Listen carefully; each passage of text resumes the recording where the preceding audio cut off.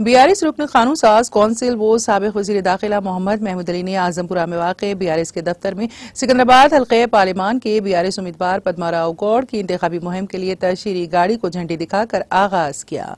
बारजा media से बात करते हुए बीआरएस रुकन कानून साज कौंसिल वो साबिक वजीर दाखिला मोहम्मद महमूद अली ने तेलंगाना में रेवंत रेड्डी की जेर क़यादत बरसर इख्तिदार कांग्रेस हुकूमत को अपनी शदीद तनकीद का निशाना बनाते हुए कहा कि रेवंत रेड्डी ने असेंबली इंतखाबात से कबल अवाम से झूठे वादे करके इख्तिदार में आने के बाद अपने इंतखाबी वादों को पूरा करने में पूरी तरह नाकाम हो चुके हैं। उन्होंने कहा कि तेलंगाना की तरक्की बीआरएस से ही मुमकिन है और तेलंगाना को तरक्की देने वाला कोई लीडर है तो वो केसीआर है। उन्होंने कांग्रेस हुकूमत की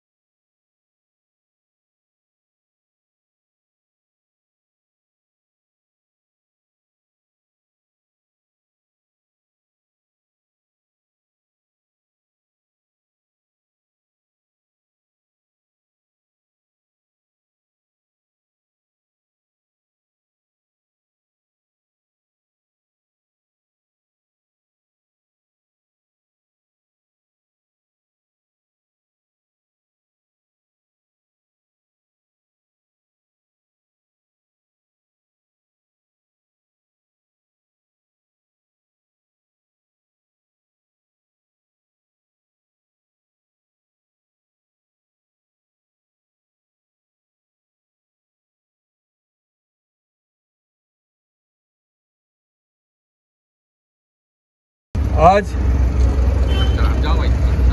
खासतौर से सिकंदराबाद जो हमारे डायनेमिक लीडर है पद्माराव साहब को एमपी का टिकट दिया गया है।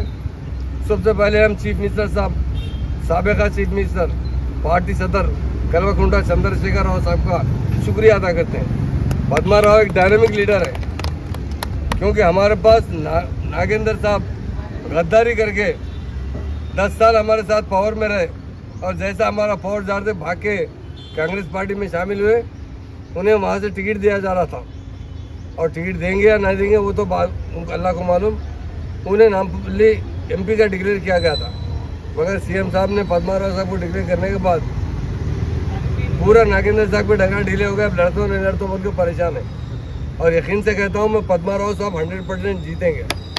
और आज हमारे नामपल्ली कॉन्स्टिट्यूंसी के तमाम शेर हजरात तो टाइगर है ना, वो हमारे से ताक में थे को अच्छा आदमी आना नामपल्ली से भारी मेजॉरिटी से उसको जीतेंगे तो एमपी पद्माराव साहब जीत जाएंगे ना और 100% जीतेंगे।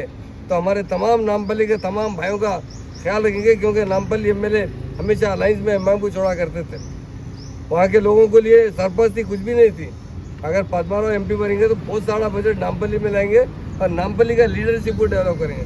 नामपल्ली में बहुत अच्छे लीडर्स हैं, खासतौर से हमारे नामपल्ली में डिवीजन इंचार्जेस है, हमारे अहमद भाई साहब है, संजय साहब है, जकी भाई साहब है, नटराज साहब है, दयानंद साहब है, धर्मवीर साहब है, पवन साहब है, रेड्डी साहब है, मनमोहन साहब है, लक्ष्मी नारायण साहब है, मदर भाई साहब है, वाल्मीकि इकबाल भाई साहब है।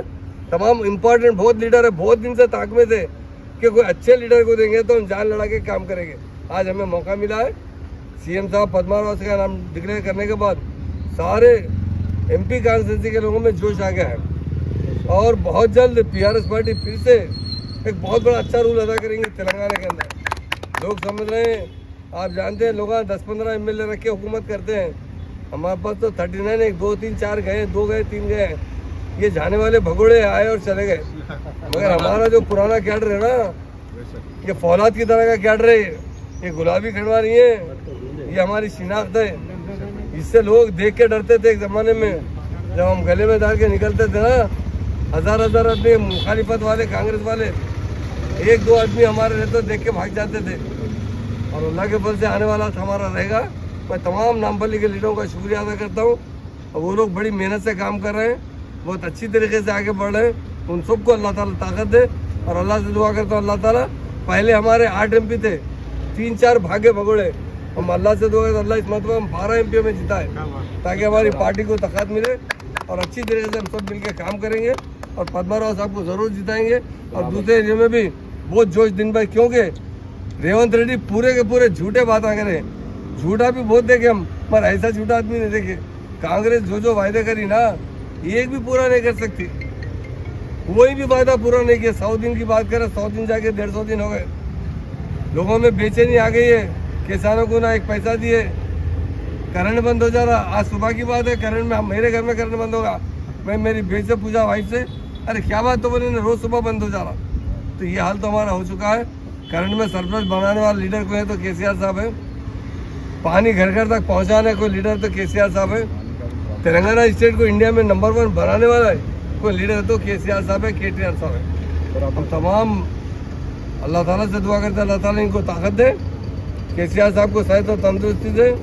और जो हमारे हम पे जुल्म हो रहा है, एक तरफ बीजेपी वाले जुल्म करते, एक तरफ कांग्रेस वाले जुल्म करते, फिर हम पे इल्जाम लगाते हैं हम बीजेपी से मिल गया। अरे हम कहाँ मिल गए तो रेवंत रेड्डी मिल गया। रेवंत रेड्डी साहब क्या बोले, आज की अदालत में बीजेपी वोट डालते, डालो। देखो थोड़े दिन के अंदर क्या असर होता हम बताएंगे। ये लोग टिक के नहीं काम कर सकते, ये लोगों में आपस में इख्तलाफात है। और महान लीडर केसीआर साहब के दौर में जो तरक्की भी उसको बर्बाद करने वाले हैं तो कांग्रेस वाले। और तेलंगाना के कांग्रेस वाले हमेशा से दुश्मन रहे। 1956 में आंध्रा में मिलाने वाले यही लोग कांग्रेस वाले हैं। अभी सोनिया मैडम दिए बोलते, दिए जरूर दिए, मगर केसीआर साहब मरण पर बैठे थे। 11 दिन तक एक दाना नहीं खाए थे। लोग कहते थे मर जाते केसीआर साहब। जब केसीआर साहब से जाके बोले साहब लोग कह रहे हैं आपकी जान को खतरा है, तो साहब क्या बोले, मेरी जान गई तो परवाह नहीं, मुझे तेलंगाना होना। ऐसा महान और महात्मा लीडर केसीआर साहब। इसलिए हम सब मिलके रहेंगे। जाने वाले जाते, अपन फिर से अच्छे राज में भी आएंगे, अच्छे तरीके से खिदमत करके अपना जो मुकाम है उसको कायम रहेंगे। आज जो गाड़ी लेकर आए, इंशाल्लाह नामपल्ली में गाड़ी पद यात्रा करेगी। उसी तरह हर कॉन्स्टिट्यूंसी में 2-2 गाड़ियों को रखा गया है और नामपल्ली में बहुत ज़्यादा वोट मिलेंगे।